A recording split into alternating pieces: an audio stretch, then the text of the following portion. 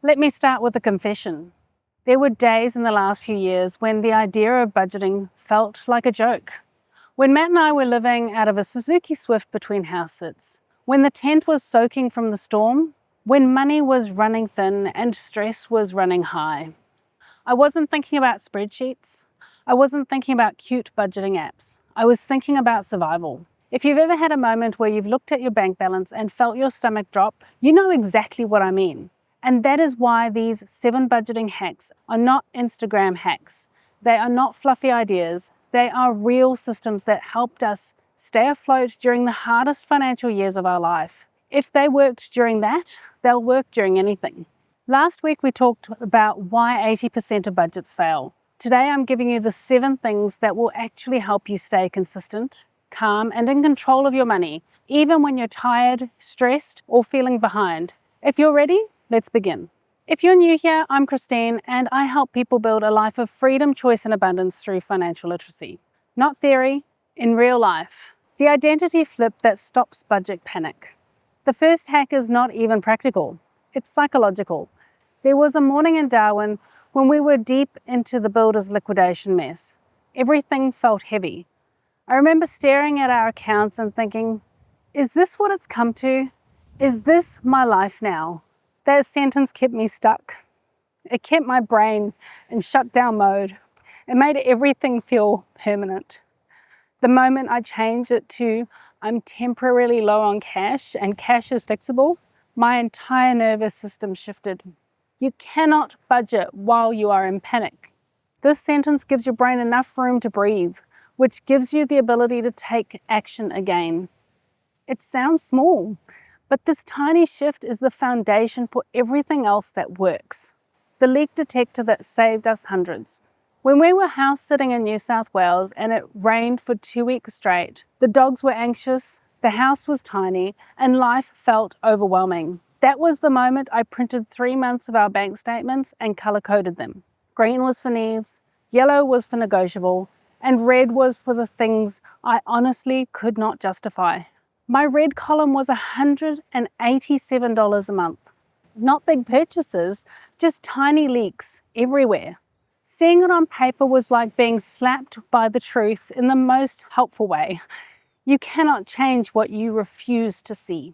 If you want a breakthrough this week, do this one. Print, color, face it. The 2-account system that removes decision fatigue. There were days on the road when I had no mental capacity left. Between work, the builder's liquidation, travel, and living out of our car, I could not make one more money decision. This system saved me. Account A were for bills only. My bills account card never left the car. Everything else came out of the second account. And for groceries and fuel, we used cash. When the envelopes were empty, I didn't argue with myself. I just stopped. No shame, no self-talk, no spiral. This is how you remove 90% of budgeting stress. You eliminate choices instead of trying to control them after the fact. The $10 habit that builds identity. During one of the hardest months after the insurance decision, when I realized that we were $250,000 short, I started transferring $10 per payday into a separate savings account. $10 was small enough not to trigger fear, but big enough to build consistency. After 24 transactions, it was $240. Was that life-changing money? No, but it changed something more important. It rebuilt my trust in myself. Savings is not about the amount, it's about identity. You become the person who saves, and the identity sticks. The paycheck routine that removes chaos. When life is unpredictable and we were moving from house sit to house sit, routine was the only form of stability I had. Every payday, I did the same steps. Bills first, $10 into savings, cash out for groceries and fuel, done. 6 minutes, no drama, no 90-minute money marathon, no emotional budgeting sessions where you start strong and end up crying over your banking app. 6 minutes created peace. Your nervous system needs this kind of predictability. Cut smart, not hard. A lot of budgeting advice tells you to cut everything. That is not sustainable. That is punishment, not strategy. When we were in survival mode, I asked myself one question. Where can I reduce costs without reducing our quality of life? Meal preps saved us $53 a week. Negotiating our phone plan saved us $32 a month. Libraries replaced buying books, and walking replaced going to the gym. Small, painless cuts created big wins without making me resent the process.